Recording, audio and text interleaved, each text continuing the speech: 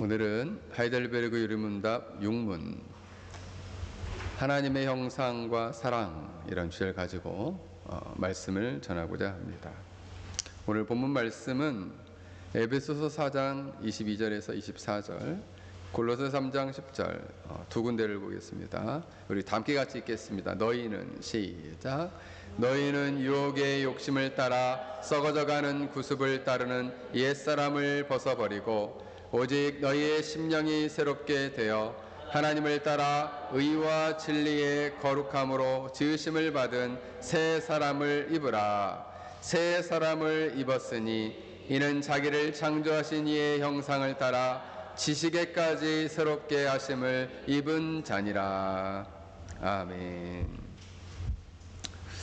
우리가 하이델베르그 요리문답 1문 살아서나 죽어서나 당신의 유일한 위로는 무엇입니까? 우리가 주님의 소유되었다는 것, 예수 그리스도의 구속과 하나님의 섭리, 또 성령 하나님의 영생을 확신시켜 주시고 가르쳐 주심이 우리에게 큰 위로가 되었다라는 것이고, 또 우리가 이런 위로 가운데에 복되게 죽고 살기 위해서 어떤 것을 알아야 되는가, 인간이 죄와 그 죄의 비참함을 얼마나 큰가를 알아야 하고, 나의 모든 죄와 이 비참함으로부터 우리가 어떻게 구원을 받아야 하는지, 또한 그 구원에 대해서 우리가 얼마나 감사해야 하는지를 우리가 알아야 된다. 또한 당신의 죄와 비참함은 어디에서 뭘 통해 알게 되느냐? 우리는 율법을 통해서 나의 비참함과 죄를 알게 된다. 그렇다면 우리가 하나님의 율법이 우리에게 요구하시는 것은 무엇이냐? 이것은 마음을 다하여 목숨을 다하여 온 마음을 다하여 목숨을 다하여 뜻을 다하여 주 너의 하나님을 사랑하는 것이고 내 이웃을 내 몸처럼 사랑하는 것입니다.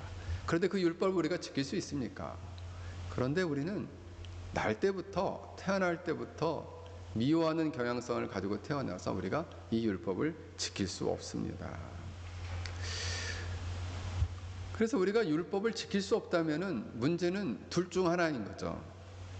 사람 안에 문제가 있거나 아니면 하나님이 처음부터 잘못 지었거나 둘 중에 문제가 있을 거라고 보는 거예요. 그래서 타락한 사람들은 원래 우리 인간은 문제가 없었는데 하나님이 우리를 지을 때부터 잘못 지은 거 아니냐 이렇게 얘기를 한다는 거예요. 그래서 오늘 하이델베르그 요리문답 제6문에서 이 문제에 대한 답을 던지고 있습니다. 이렇게 문제는 이렇게 말합니다. 자, 우리 문제 한번 같이 읽어볼까요? 그렇게 시작. 그렇게 본성이 약하여 하나님의 계명을 온전히 지키지 못하는 것은 하나님께서 사람을 사악하고 비뚤어진 상태로 창조하셨기 때문입니까? 자, 답 같이 읽겠습니다. 시작. 결코 그렇지 않습니다. 하나님께서는 사람을 선한 상태로 자기의 형상을 따라 참된 의와 거룩함으로 창조하셨습니다. 창조하셨고, 그 다음에 그 뒤에 부분은 함께 읽겠습니다. 그리하여 사람으로 하여금 창조주 하나님을 올바로 알아 하나님을 마음을 다해 사랑하며 영원한 행복을 누리며 하나님을 영화롭게 하고 찬미하며 살도록 하셨습니다. 그래서 오늘은 하나님의 형상에 관한 문제입니다. 하나님께서 인간을 어떤 상태로 창조하였는가? 오늘 우리 하이델베르그 요리문답 6문에서는 선하게 창조했다. 선하게 창조했다 이렇게 말하죠. 선하게. 여러분, 선하게 창조했다는 것은 착하게 창조했다는 말이 아니에요. 선하게 창조했다는 말은 어떻게 창조했다는 말인가? 선하게 창조했다는 것은 하나님이 본래 가지고 계셨던 계획과 뜻에 부합한 상태나 조건으로 창조되었다는 거죠. 그래서 창조된 모든 만물과 마지막 인간을 창조하고 나서 남자와 여자를 창조하고 나서 하나님이 말씀하신 것은 보시기에 좋았더라. 심히 좋았더라. 그게 선이에요. 하나님 보시기에 좋은 상태. 하나님의 목적과 계획, 창조의 목적과 계획에 부합한 상태. 그 상태로 선하게 창조되었다라는 거죠. 그렇다면 하나님은 어떤 선한 뜻을 가지고 인간을 창조하셨느냐라는 거죠. 하나님은 선한 뜻과 목적을 가지고 인간을 창조했는데 그 목적과 뜻을 위해서는 일반 모든 동물이나 식물이나 일반에 있는 모든 바위나 나무나 이런 다른 하늘에 있는 별과 해, 물고기, 날아가는 새, 들짐승처럼 창조하지 않았어요. 그냥 말씀으로 그들은 창조했는데 오로지 이 인간만은 하나님의 형상으로 창조했다, 이렇게 말씀하고 있습니다. 하나님의 형상을 따라 창조했다. 여러분, 하나님의 형상으로 창조했다라는 것은 오늘 우리 하이델베르그 요리문답 6문에서는 두 가지로 설명합니다. 하나님의 형상으로 창조했다는 것은 자신의 형상을 따라 참된 의와 거룩함으로 창조하셨습니다. 참된 의와 거룩함으로 창조했습니다, 이렇게 말씀하고 있어요. 이것을 에베소서 4장 24절 말씀을 따라서 보면 하나님을 따라 의와 진리의 거룩함으로 지으심을 받은 새 사람을 입으라 말씀하고 있습니다. 원래 인간은 하나님께서 창조하셨을 때 선하게 창조했다는 것은 창조의 목적대로 하나님의 뜻대로 창조되었다는 것인데, 그런데 여기 보면 그 하나님의 형상은 크게 세 가지로 표현돼요. 하나님의 진리, 그 다음에 여기 의, 거룩함. 이 에베소서 4장 24절에서는 하나님을 따라서 의와 진리의 거룩함으로 이렇게 얘기하고 있어요. 근데 이것을 원문으로 열어서 보면은 원문에는 이렇게 얘기해요. 진리로부터 나온 의와 거룩함 안에서 창조되었다는 거예요. 하나님의 형상을 따라서 하나님의 진리로부터 나온 거룩함과 의로 인간이 창조되었다는 거예요. 그래서 우리가 이 진리라는 것은 에베소서의 말씀에는 아레떼야라는 단어가 쓰였는데, 이 아레떼야는 무엇이냐 하면 거짓과 반대되는 진실을 말하고, 이 단어가 구약에서는 에메트라는 단어로 쓰였어요. 이 에메트라는 단어는 확고하고 확실한 진리를 말해요. 누구에 대한? 하나님에 대한. 그래서 하나님에 대한 확고한 진리와 지식. 그런데 이 에베소 본문에서, 에베소 4장 24절 본문에서는 어떠한 지식을 말하냐? 그리스도에 대한 확고한 지식을 말해요. 그래서 그리스도에 대한 확고한 지식은 진리이신 그리스도로 말미암아 많은 자들이 구원의 이름으로 말미암아 갖게 되는 거룩함과 의의를 말하는 것입니다. 에베소 본문에서는. 그러나 하나님께서 처음 인간을 창조했을 때의 모습은 하나님을 향한, 하나님에 대한 올바른 지식, 하나님을 알 수 있는 참된 지식과 지혜를 하나님이 주셨고, 그리고 하나님과 올바른 관계를 맺을 수 있는 참된 거룩과 사랑을 주셨고, 그 관계를 유지하고 관계를 맺을 수 있는, 관계를 맺으려면 거룩함이 있어야 돼요. 그리고 그 관계를 유지하려면 거룩함과 사랑이 있어야 돼요.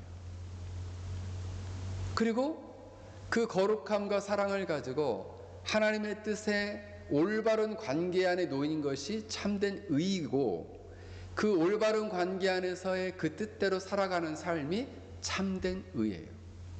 그러니까 결국 뭐냐면 하나님의 형상으로 창조되었다는 것은 결국 하나님을 바르게 알아가는 참된 진리와 지식과, 그리고 하나님과 올바른 관계를 맺게 하는 참된 거룩과 사랑, 그리고 그 관계 안에서 그 뜻에 순종함으로 나타나는 참된 의로 나타나는 이러한 영적인 순전성이 바로 하나님의 형상이다라는 거예요. 인간을 처음부터 하나님께서 이렇게 하나님의 아름다운 형상으로 창조해서 하나님을 알아가도록 하셨다라는 것입니다. 그래서 웨스터민스터 신앙고백 4장 2항에 보면 하나님은 사람에게 이성적이며 죽지 않는 영혼을 주셨고, 여러분, 영혼은 죽지 않습니다. 인간이 죽으면은 영혼은 떠나는 거예요. 죽는 게 아니에요. 그럼 떠나서 어디 가느냐? 신자의 영혼은 주님 품에 안기는 것이고, 불신자의 영은 음부에 떨어지는 거예요. 육신은 이 땅에 남고, 그리고 장차 예수님이 이 땅에 재림하실 때 예수님 품에 안겨있던 영혼과 이 땅에 묻혀있던 육체가 만나서 영화롭게 돼요. 그 다음에 그 상태로 하나님의 심판을 받습니다. 하나님의 심판을 정확히 받은 후에 이제 신자는 영원한 천국에 들어가게 되는 것이고, 불신자는 영원한 지옥에 떨어지게 되는 거예요. 그러니까 영혼이 죽지 않거든요. 이성적이며 죽지 않는 영혼을 주셨고, 하나님의 형상대로 이 웨스터민스터 신앙고백에서는 명확히 세 가지를 말해요. 지식과 의와 참된 거룩함을 부여하셨다. 하이델베르그 요리문답에서는 두 가지를 말하죠. 뭐요? 참된 의와 거룩함으로 창조되었다. 그러면 결국 웨스터민스터에서 말하고 있는, 신앙고백에서 말하고 있는 하나님의 형상이라는 것은 지식과 의와 거룩으로 구성된 인간의 이성이 있는 영혼을 가리킨다, 이렇게 봤습니다. 우리가 이제 개혁주의에서 6개 신앙고백을 봤는데, 웨스터민스터 소교리, 대교리, 신앙고백, 하이델베르 요리문답, 그 다음에 도르트 신조 신경 하나예요. 그 다음에 마지막으로 만든 것이 벨기에 신앙고백인데, 이 벨기에 신앙고백에서는 이렇게 말하고 있습니다. 하나님이 인간을 하나님 자신의 형상과 모양을 따라 선하고 의롭고 거룩하게 조성하셨으며, 범사에 하나님의 뜻에 일치되게 의지할 수 있는 능력이 있도록 조성하셨다. 범사에 이 세 가지를 줘서 하나님의 뜻에 일치된 삶을 살아가도록 하나님께서 이 하나님의 형상을 주셨다는 거예요. 그래서 이 하나님의 형상은 인간에게만 허락된 것이고, 동물이나 식물이나 나무나 바위 같은 데는 허락이 되지 않았다. 날아가는 새도 허락이 되지 않았고, 하늘에 있는 별에게도 허락되지 않았다는 거죠. 그래서 제가 여러분들에게 이제 가르쳐 드렸던 그 하나님의 형상, 루이스 볼코비 가지고 있는 하나님의 형상은 도덕적인 형상과 자연적 형상을 나눈다고 그랬죠. 자연적 형상은 본래적으로는 자연적 형상은 우리가 그러니까 지적 능력, 자연적 감정, 도덕적 자유 등으로 나타나는 지성과 의지를 제가 여러분들에게 설명을 드렸었는데, 원래는 조금 더 구체적으로 들어가면 몇 가지가 더 붙어요. 어떤 게 더 붙냐면은 영혼의 형상이라고 해서 영혼이 눈에 보이지 않는 것, 또 영혼이 불멸한 것, 이런 것도 자연적 형상 안에 들어가고, 또 신체적으로 이 기능과 힘이 있는 것, 이 몸 자체, 이 몸 자체도 하나님의 자연적 형상 안에 들어가요. 그리고 인간이 이런 몸과 지성을 가지고 만물을 이렇게 다스리는 것까지도 자연적 형상 안에 들어갑니다. 그럼 도덕적 형상은요? 도덕적 형상은 이렇게 하나님을 바로 아는 참된 지식, 하나님과 올바른 관계를 맺는 참된 거룩, 그 뜻에 순종하는 참된 의로 나타나는 영적 본성의 도덕적 순전성, 지적이고 도덕적 이 순전성을 도덕적 형상이라고 봤다라는 거죠. 저는 이 헤르만 바빙, 이 루이스 볼코비 얘기하는 이러한 하나님의 형상의 의미가 가장 정확한 의미다라는 생각을 갖게 됩니다. 근데 문제는 무엇이냐면, 이 도덕적 형상을 인간이 상실하게 되었다는 거예요. 타락과 동시에 이 도덕적 형상이 상실하게 되었고, 자연적 형상은 모호하게 되었다는 거죠. 모호하게. 그래서 모호하니까 항상 희미해요. 희미해. 하나님의 뜻을 분별하지 못하고 희미해요. 그래서 불신자들은 하나님의 뜻을 잘 모릅니다. 신자들은 어떻게 돼요?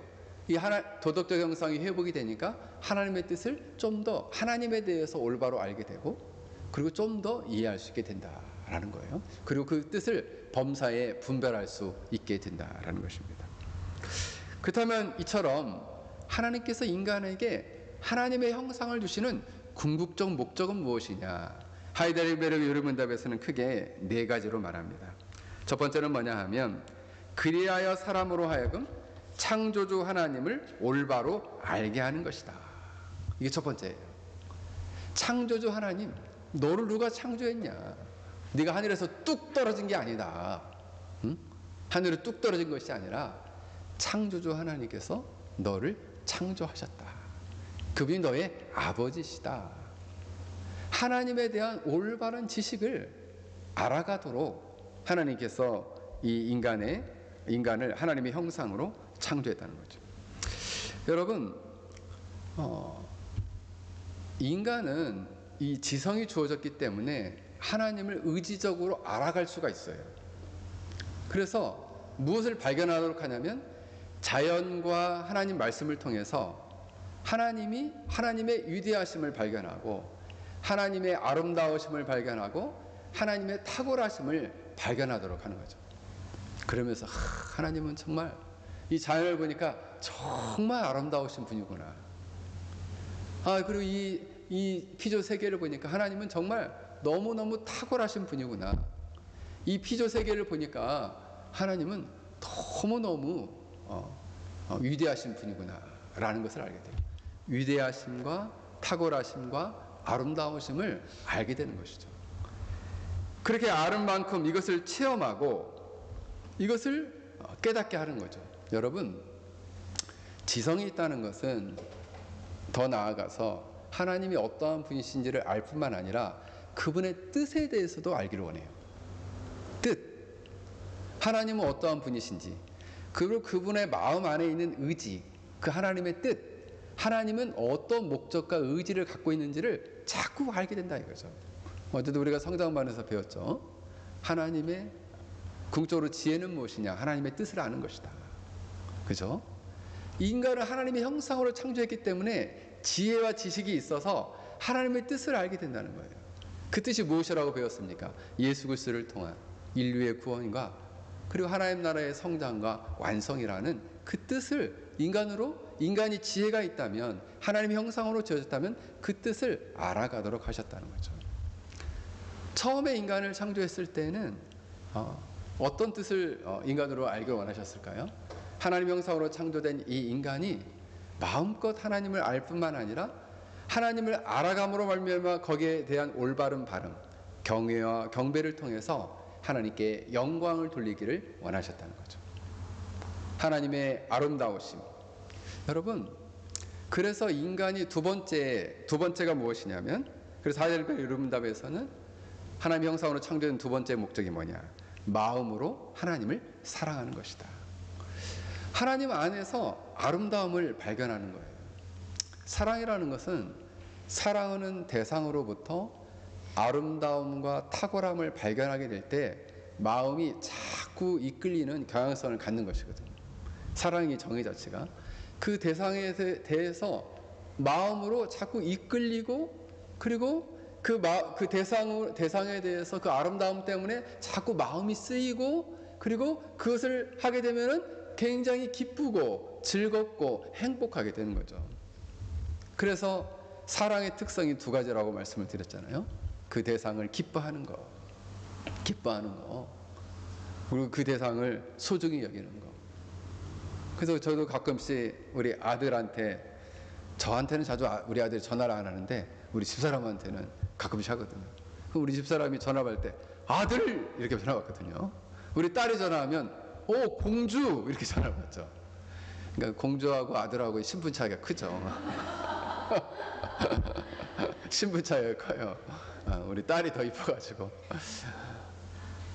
왜냐하면은 사랑하는 마음 때문에 이렇게 전화만 와도 그 목소리만 들어도 그 자체가 너무 기쁜 거죠.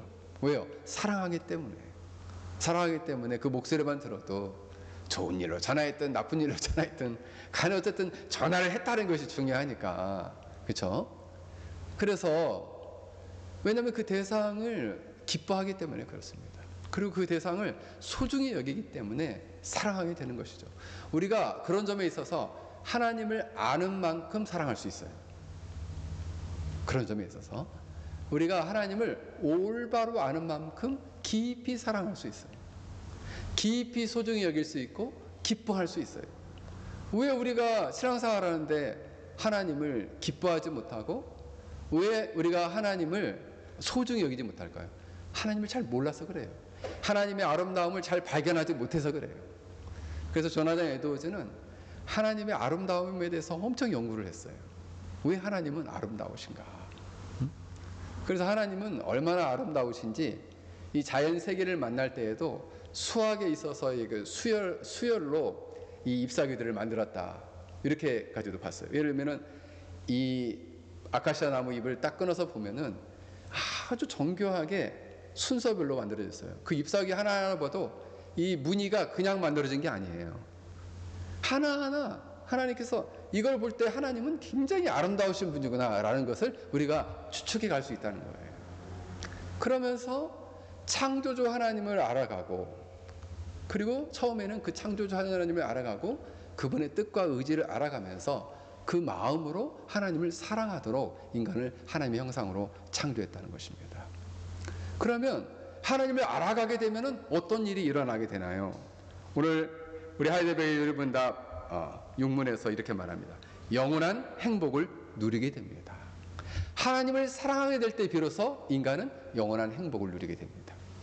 사실 우리가 행복하다라고 할 때는 우리가 이 땅에서 경험하게 되는 행복은 일시적일 때가 많이 있어요. 그래서 이렇게 머리를 짧게 치면은 그죠? 하루가 기분이 좋습니다. 하루가. 물론 이제 머리를 잘못 깎으면 막 기분 완전히 그냥 이상하게 되죠. 근데 머리를 이렇게 잘 미장해가지고 잘 볶아가지고 이렇게 머리를 갖다가 예쁘게 색깔을 칠해가지고 이렇게 깎으면은 하루 이틀이 기분이 좋거든요. 근데 이게 오래 가질 않아요. 예, 머리가 또 자라나니까 오래 가지가 않아요. 예? 우리가 어떤 일을 해도 인간이 어떤 행복을 누리는 것은 항상 일시적이라는 거죠. 그래서 누군가 이렇게 그 집에 차를 사게 되면은 몇 달간 기분이 좋다 이렇게 얘기를 한다는데 차를 사면은 또 이 차를 볼 때마다 기분이 좋은 겁니다. 근데 이 기쁨도 오래 가지 않아요. 이 행복도 오래 가지 않아요. 그런데 영원한 행복을 누릴 수 있는 것이 있는데 그것이 바로 하나님을 우리가 사랑하고 영원한 행복을 누린다는 것은 하나님과의 거룩한 교제, 사랑의 교제가 지속되는 것을 말합니다. 그래서 우리가 하나님을 아는 만큼 하나님을 사랑하게 되고 하나님을 사랑하게 되는 만큼 우리가 행복하게 된다는 거예요. 하나님의 형상으로 창조했다는 것은 우리가 하나님과의 올바른 관계 안에서 하나님을 사랑함으로 그 영원한 행복을 누리라는 것입니다. 저 여러분을 묻고 싶습니다. 여러분들은 그리스도인으로서 행복하십니까? 그 행복이 있어야 돼요. 없으면요 이게 지금 뭔가 잘못된 거예요. 나는 예수님 믿고 나서 완전히 그냥 행복고 불행이 시작됐다. 이게 뭔가 잘못된 거예요. 예수님을 통해서 이처럼 새 사람을 입고 그리고 의와 진리의 거룩함으로 새로워진 사람은 하나님의 형상이 회복된 것이거든요. 그래서 하나님을 바로 알아가고 하나님과 올바른 관계 안에서의 참된 거룩과 사랑을 가지고 그분을 기뻐하게 될 때 하나님은 놀랍도록 그 영혼 안에 그 사랑을 물붓듯 부어주시고 그때 이 인간이 너무 기쁘게 된다는 거예요.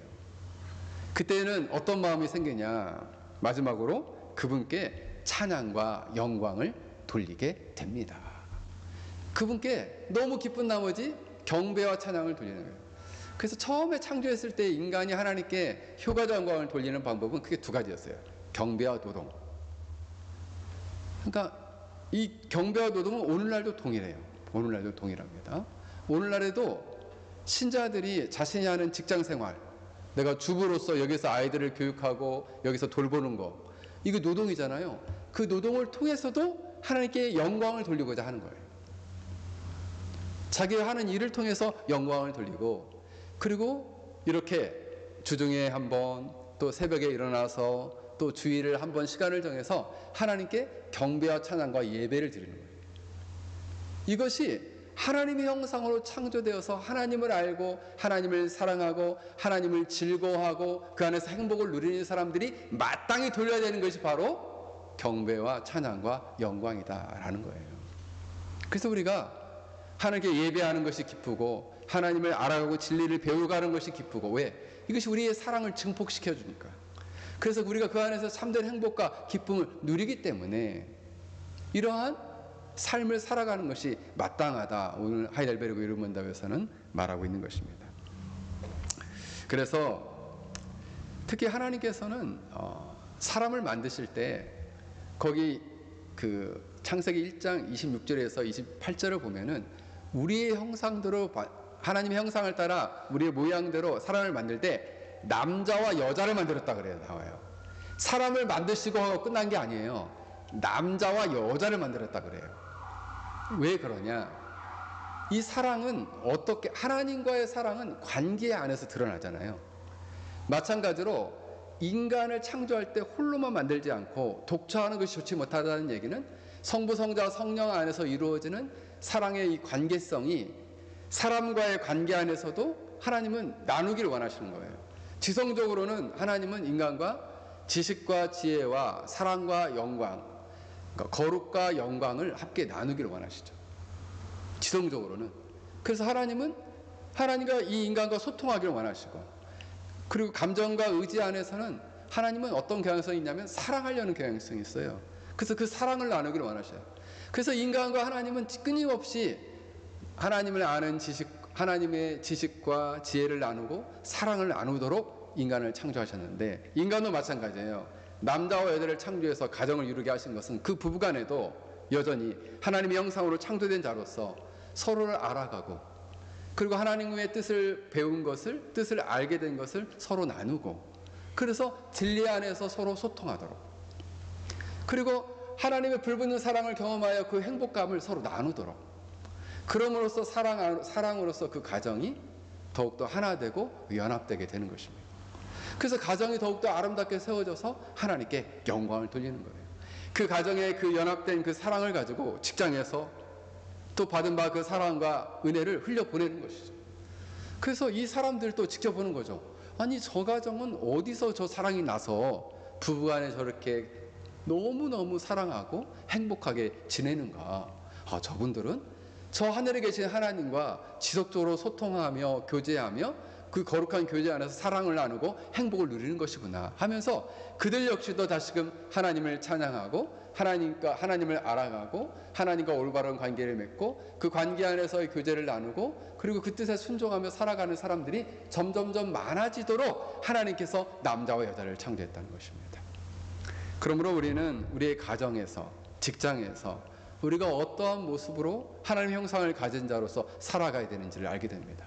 그래서 우리는 하나님과의 관계 안에서 넘치는 사랑을 받아서 그 사랑을 남편과 아내의 관계에서 흘려보내고, 다시 그 사랑이 되돌아오면 또 흘려보내고 하면서 가정을 넘어서 사회를 넘어서 직장을 넘어서서 그 사랑이 흘러가도록 함으로써 온 세상에 하나님의 아름다운 사랑의 통치가 이루어지도록 하는 것이 바로 신자의 사명이요, 하나님의 형상을 가진 자의 사명이라 할 것입니다. 이와 같은 삶을 살아갈 수 있기를 주의 이름으로 간절히 축원합니다.